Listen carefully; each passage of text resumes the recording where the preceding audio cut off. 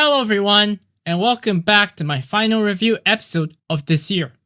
This week, I'm diving into Snowpiercer, a series that makes you think deeply about pressing issues like oppression and the dangers of playing God with Mother Nature. In this video, I'll be doing an overarching analysis of one of the top series that I had discovered during the COVID pandemics, when the first episode premiered. While it has its highs and its lows, the message and the theme makes it worth watching through to the very end. Before we dive in, for those who are new to this channel, make sure to click on the subscribe button and check out my other content once you finish watching this video. And now, without further ado, let's board the train and explore Snowpiercer. Chapter 1. Snowpiercer. Snowpiercer, the series' namesake, is just as much of a character in the series as any of the other characters. This train of 1001 cars have been through many journeys ever since its departure from Chicago. It has faced numerous challenges and adversities, making it not only the last arc for human civilization during the freeze, but also a ride that truly reveals one's character, no matter how dark one might be. Each car is carefully designed to meet the needs of its passengers. There are cars for the higher classes, like the aquariums or the pleasure cars, and those designed to serve all citizens on board, like the agricultural, farm sectors, and animal farms, which ensures that the passengers have a balanced and variable diet. Especially notable is the night car, where the passengers can momentarily forget their sorrows comforted by Mrs. Audrey and her staff. Through music and hypnosis, they offer healing to those in need during such difficult times. However, despite all the amenities that the train provides, it is also a place of immense trials. Snowpiercer faces hardships throughout the series, from the many attempted revolutions before the show's events to the difficult actions taken aboard by its passengers from the beginning to the end. Originally, Mr. Wilford envisioned the train as a luxury ride where he could live out his rest of his life during the freeze, but it has become something much more, a machine that defines your character. On the train, some people find satisfaction in the pleasures of oppression, while others, despite enduring violence, always manages to see the light at the end of the tunnel. Even if you don't want to know, the train will reveal your true self to everyone on board. Chapter 2. Exploration of class differences and its struggles. Class differences is a tragic and yet unavoidable reality in our current status quo, where a major divide exists between the wealthy elites and the middle and the low classes. Snowpiercer offers a powerful allegory for this divide, illustrating how these class differences persist even in a cold, post-apocalyptic world.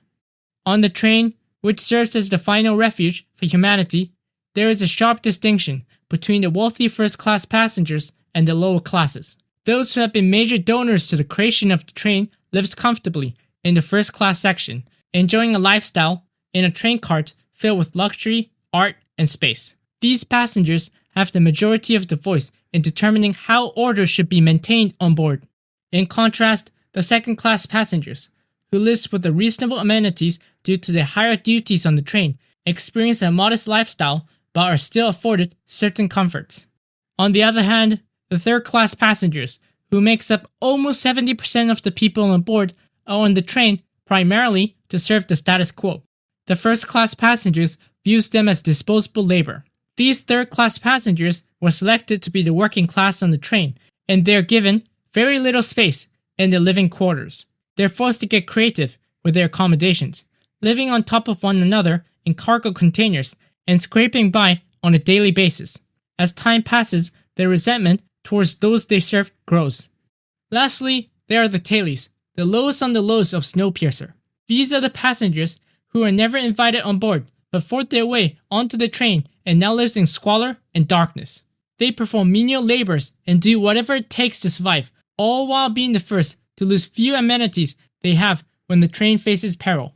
The tailies have one wish: to receive the same treatment and amenities as any other passengers on board the train. The buildup of frustration among the tailies and the third-class passengers due to their mistreatment, including blackouts and the lack of rations, leads to a growing desire for change. Their goal of establishing democracy on Snowpiercer, where everyone has equal rights, their desire for equality peels a layer into the harsh reality of desensitization.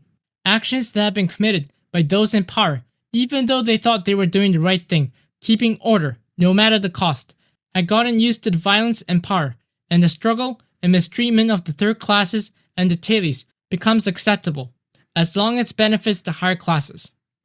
The quality of trying to be a good person resonates with everyone, reawakening passengers like Roche and Ruth to how blinded they were over the 7 years on Snowpiercer. This quality starts to reach many corners on the train, reminding everyone that it is best to set a new example for the future generation when the Earth is warm enough for people to live on again. Chapter 3. The tailies.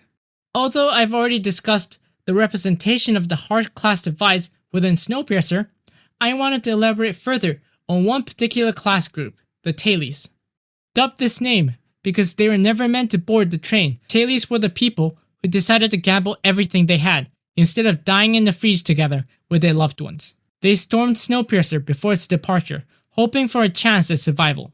Shoved all the way to the very end of the train, also known as the tail, they become a group that faced many oppressions from the other classes. Despite this, they adhere to their morals and maintain a belief in a better life. The tail was a melting pot of different cultures and backgrounds from across the world. Over time, after enduring brutal fights and split allegiances, they evolved into the only true united front on the train, developing traditions that transcend their differences. The series immediately puts the difficult living conditions on display, the dark, gloomy atmosphere they're confined in. Despite this, the tailies endure, driven by the unity and resilience, their hope for revolution, a desire to break the class system, and their perseverance in enduring 7 long years at the back of the train reveals how much of their strength and character. In contrast, as I mentioned before, the higher class enjoys more lavish living quarters, and the higher you are in the class hierarchy, the more you have. However, even after 7 years aboard, other classes still faces the internal conflicts, which further highlights just how different the tailies are. They are the group, forgotten by society, the people others had hoped would perish in the freeze. Yet their hope and resilience have united them all, fostering a loyalty to each other that many in our own society could look up to. Chapter 4. Underrated Villain. When someone asks you what a villain is, how might you define that? To me, how I see the role of a villain in a narrative is to pick out a character that challenges the current status quo, leaving behind the notion that nothing will be the same again. Even narratives that might not have a villain could fit this role, and that is one of the many things that are interesting about the notion of a villain. Now, when it comes to great villains represented across media, characters that to many would probably pop up are like Thanos from the MCU, or even Walter White from Breaking Bad. These classic villains within their own franchises are categorized as villains because they have a heavy impact. If you look at Snowpiercer, one might argue that the main villain everyone is contending with is the influence of power and wealth, how being spoiled with such wealth could lead one to cause chaos to keep control of the status quo they seek. But if you're looking at a character that embodies the exact trait, that would definitely be Mr. Joseph Wolford. An underrated villain in many accounts, he's the architect of Snowpiercer, yet his darker qualities leaves him at odds with the characters trying to do good for all the classes on board, not just the rich and elite. After being tricked into giving up control of Snowpiercer right before the initial departure, Mr. Wolford, in his quest to take back what was once his, becomes one of the series' most ruthless and manipulative villains, willing to do anything it takes to get back the train he once lost control of. Introduced as an ominous being over the first season, only being referenced by the passengers on board, we first come to witness Wolford in the premiere of the second season, as he hijacks Snowpiercer, connecting Big Alice, the train that he had been trapped in, to make his move. Using cunningness and manipulation, Mr. Wolford becomes a major adversary for everyone on board Snowpiercer, spreading deceit among multiple passengers to cause major chaos on board. He is usually clean of any wrongdoing, but if you trace back any wrongful actions of a passenger, you can usually link them to Mr. Wolford. His calmness in doing whatever he sees fit, using both his engineering skills and psychological manipulation, from creating major shortages on board Snowpiercer, creating coups, and having all but one of the brakemen killed, to creating cults that worships him, brings him more power than having any sort of superhuman abilities, during a time when manipulation of hope and engineering skills are so useful on board. His cunning ability to manipulate others, blinding everyone from his real self, makes him the necessary evil the story needs to keep the narrative moving forward while also representing the ugly pendulum that is survival. Chapter 5: The Freeze. Although the series primarily explores the dark sides of class differences and how breaking the class struggles can lead everyone involved to build a better future for humanity, the one force in the series that no one can escape from is the freeze itself. In the series, the freeze serves as a powerful allegory, symbolizing the devastating consequences of humanity's interference with nature and what will happen if things went too far. It warns the viewers that disrupting nature's balance is far more dangerous than any human conflict.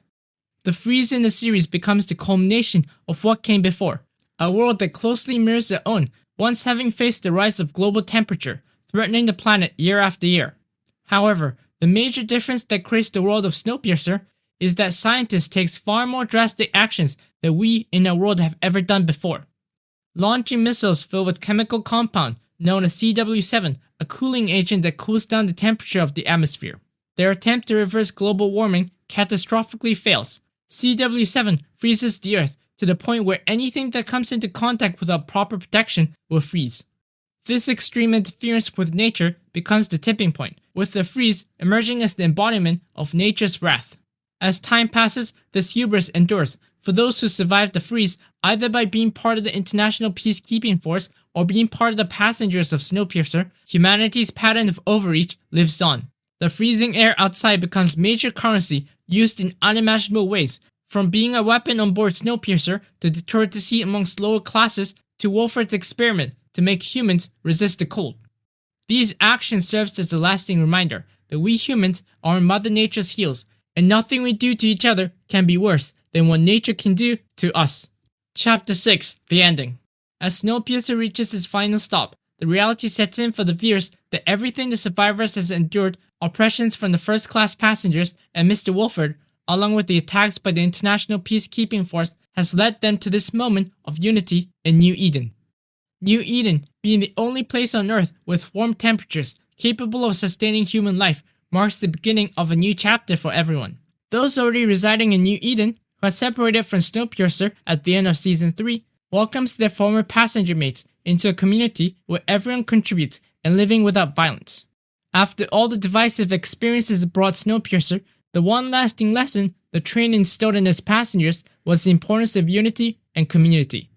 This new community aims to do better than the original class system aboard Snowpiercer, where the wealth were lavished with luxury while the working class toiled. As Miss Audrey's voice echoes through the final stop, after nearly a decade since the train's departure, viewers witnesses the promise of change. The scene offers hope for the future of these characters, symbolized by a flower blooming far from New Eden, the same type of flower that had withered in the opening scene of the series. Thank you for watching. I hope you enjoyed this deep dive into this series, and if you haven't seen it yet, I highly recommend checking it out, as class inequalities and climate change might not be something that people are comfortable in talking to, but watching this series becomes a starting point for anyone who wants to start a conversation. Although this will be my final analysis of this year, there will be one final video coming on New Year's Eve, and more videos are coming next year. If you like this video, don't forget to subscribe, leave a like, and share it with your friends. Hit the notification bell so that you don't miss any future content. And I'll see you soon for another review episode.